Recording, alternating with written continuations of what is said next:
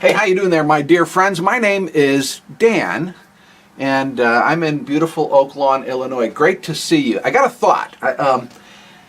Have you noticed that there are some people in our lives who will just argue about anything, anything and everything? They like to argue. Probably they're pretty good at it, and so they like to just stir it up. They like the conflict. They like to engage. They like to push back on, like, anything you say, they got to push back. If you say up, they say down. If you say left, they say right. If you say, boy, you know what, this is really good, they say, no, that's terrible, it's bad.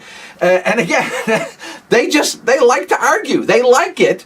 I would suggest that oftentimes, maybe not always, but oftentimes this can use up a whole lot of unnecessary energy.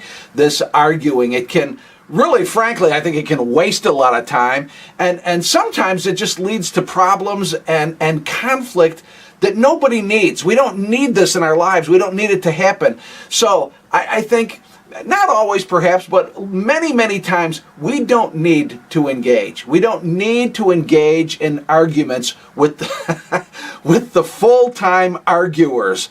But that does raise a question. Are there some times, like when do you need to jump in there and maybe argue, and when do we not argue? Let me give you 3 thoughts, quickly, I'll make it fast, 3 thoughts in regard to those questions. First, if there's a fundamental and important truth that needs to be defended, then it might be, and I still say the word might, but it might be a good idea then to engage in the discussion. Second, if both sides in the discussion genuinely are willing to listen to each other, and they're going to really try to understand each other, and willing to be, respectfully be open to the possibility of maybe even learning from each other, then maybe it might be worthwhile to engage in some discussion. And then third, if there's a chance of something productive happening, I know this is probably remote, but if there's a chance that something productive could happen as a result of this debate, then, hey, it might be helpful to engage and to exchange ideas.